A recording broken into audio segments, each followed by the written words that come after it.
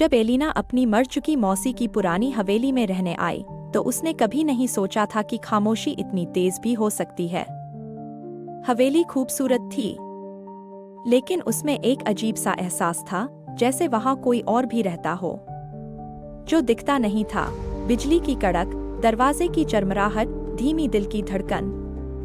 दूसरी रात कुछ अजीब हुआ। आईने वाला कमरा, हल्की रोशनी। हॉलवे के आईने में एक आदमी दिखाई दिया, एलिना के पीछे। लंबा, सफेद चेहरा और बेहद उदास आंखें। लेकिन जैसे ही उसने पलट कर देखा, वहां कोई नहीं था। सरसराती हवा, धीमा डरावना संगीत। हर रात वो परछाई और करीब आती गई और धीरे से उसका नाम पुकारती। विस्पर। एलिना उसे डरना चाहिए था, लेकिन वो उस तरफ खिंचती चली गई, जैसे वो उसे पहले से जानती हो। शायद किसी पिछले जन्म में उसके सपनों में एक और समय दिखाई देता था।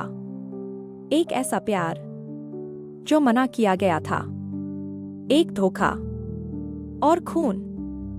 हर रात वो आईने वाला प्रेमी कुछ और यादें सामने लाता, और एलिना को एहसास होता वो किसी ऐसे अतीत को याद कर रही है जो शायद उसने कभी जिया ही नहीं, या शायद जिया था किसी और जिंदगी में। सच का पता चलता है एक धूल भरी पुरानी डायरी में।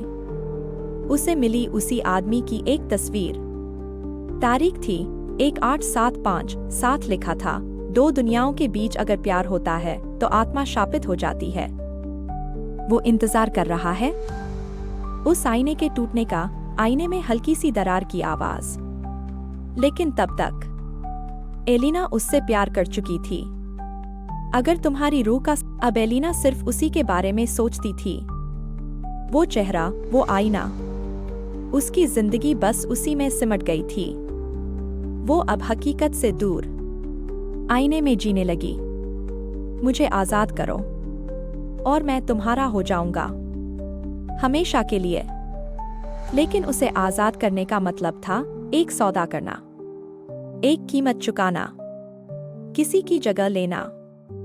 दृश्य 2, आखिरी चेतावनी। दरवाजे पर दस्तक, हवा का झोंका। एक बूढ़ी औरत हवेली के बाहर आई। उसकी आंखों में डर था और उसकी आवाज कांप रही थी। वो आत्मा है। उसने मेरी बेटी को भी लिया था। अब तुम्हारी बारी है, बच्ची। पीछे हट जाओ, अभी भी वक्त है। लेकिन एलिना ने ना कुछ सुना, ना समझा। वो तो अब पहले ही उसका बन चुकी थी, उस परछाई का जो आईने के पार थी।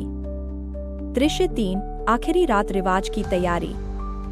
SFX, मोमबत्तियां जलने की आवाज, धीमा तांत्रिक संगीत। एलिना ने वही लाल ड्रेस पहनी जो उसने सपने में देखी थी। चारों ओर मोमबत्तियां रखीं और डायरी के शब्द दोहराए। आईना, आईना, दीवार गिरा, या उसे ला दे, या मेरी जान ले ले। जोर से शीशे के टूटने की आवाज, एक चीख। दृश्य 4, खामोश अंजाम। सुबह की खामोशी, पंछियों की धीमी आवाज। अगली सुबह हवेली सुनसान थी। ना एलिना थी, ना उसकी परछाई। सिर्फ एक चीज बची थी, एक पुराना आईना। आईने में 2 चेहरे थे, जैसे रुक गए हों, एक मुस्कान के साथ, हमेशा के